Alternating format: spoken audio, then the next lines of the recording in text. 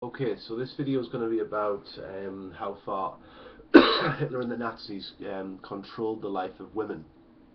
So before there was a Nazi government, you lived in the period of the Weimar Republic, and as I've said, this was a very almost like a very free democratic society, which some people liked and some people didn't. Um, Basically, this was a very progressive, forward-thinking society for women at that time. So women were allowed to vote. Um, which was something which was being fought for before World War One in Britain. There was problems with it. Well, at the age of 20, men or women could vote in Germany. Also, by the time Hitler was trying to become Chancellor, about 10% of the Reichstag was female, which is like not a very well known fact. But there were a lot of there was a percentage, a growing percentage of women getting into politics in Germany. So you can see like how like progressive the Weimar Republic was. And the Weimar Republic actually told women to get involved in like professional jobs. So you therefore had female doctors appearing, lawyers, civil servants, teachers, judges, right across. Women were encouraged to do like a lot of jobs which they hadn't before. So you saw this. Germany was almost like a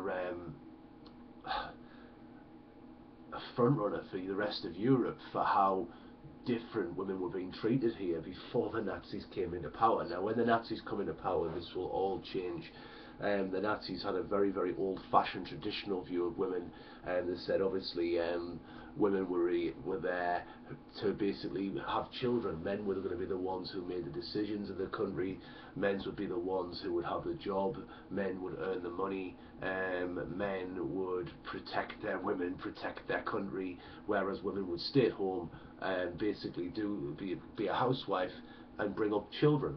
And this is basically it. There will be no females in positions of the Nazi Party when they were the only party in charge. Not at all. It's men only. Men make the decisions in the country. So women would lose their right to vote. Um, and also, women were kept out of jobs. So it was felt that women should be at home, being a housewife, producing children, and running the home. And secondly, well, if women were in jobs, it meant that men weren't. So women should free up their jobs and give them to men. And this is what happened.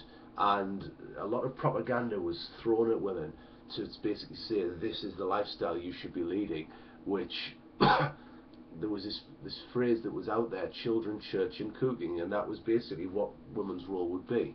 You know, that's it. And the women were bombarded with this phrase on posters, through speaking, etc.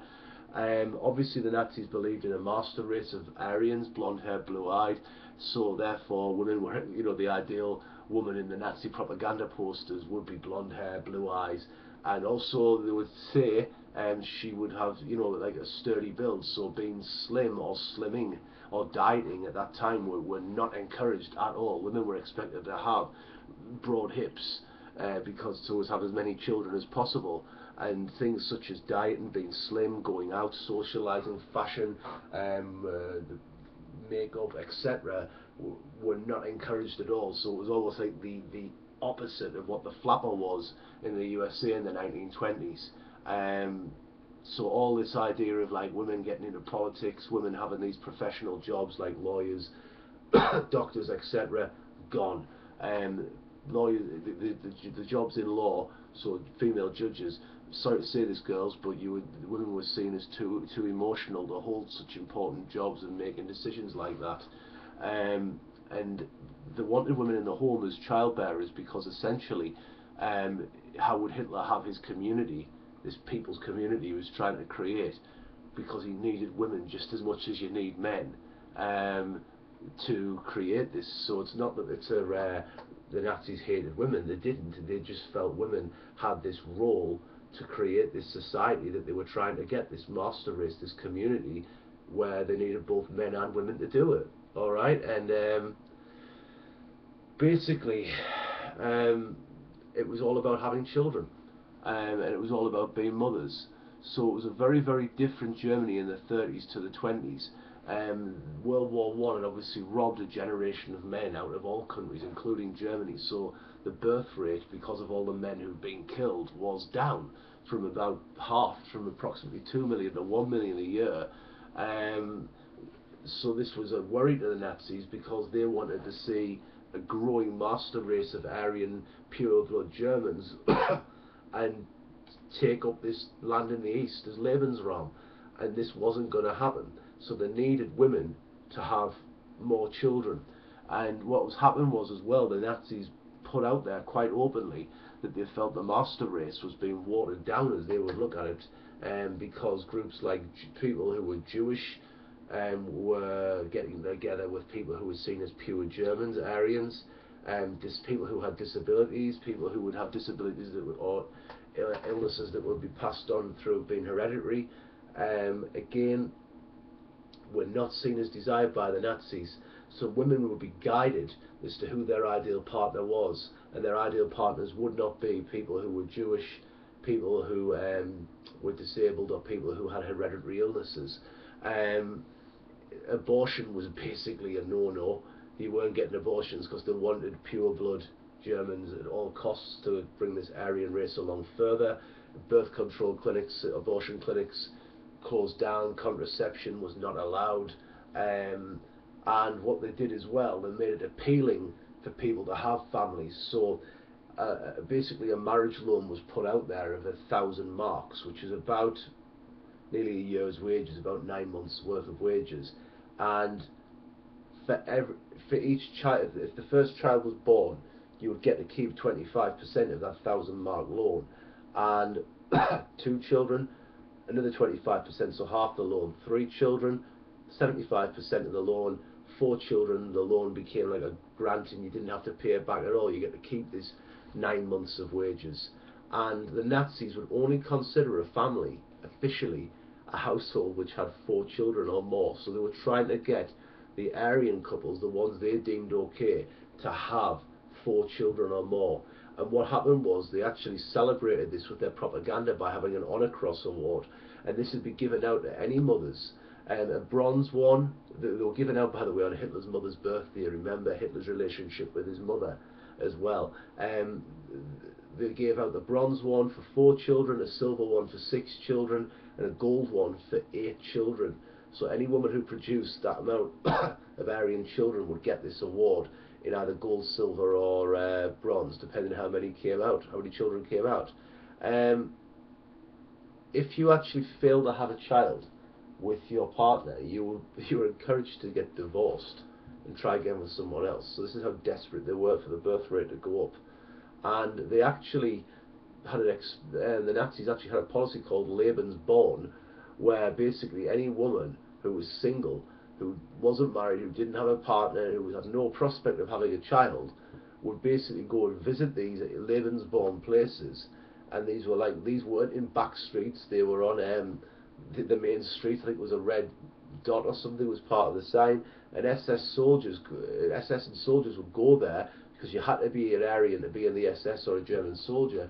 They'd be encouraged to go there and basically have sex with these single women, get them pregnant, so they produced Aryan children. Crazy, but that's what it was. So it was almost like legal brothels. If you weren't Aryan, you'd get none of these marriage loans, you'd get no support at all from the government. Anyone who was disabled, the Nazis started to sterilise. So if you were blind, if you were deaf, if you had a history of depression or alcoholism or any type of physical illness, like a disability, you were sterilised, so you couldn't have children, because they said that was weakening their master race, which is ridiculous, but that's what it was. And about 4 years later, 1937, about 200,000 people had been sterilised. They had no choice. Okay, the Nuremberg laws were brought in, and this meant you were forbidden from 1935 to have sex or any relationship or marriage to a Jew if you were Aryan. So basically they were taking all measures they could to raise the birth rate. Now, this probably would have happened anyway. It probably would have gone up anyway without these policies. But the Nazis intervened. They did raise the birth rate to 1.5 million, but they didn't get it back to 2. There was rebellion from women, so not all women were controlled by this.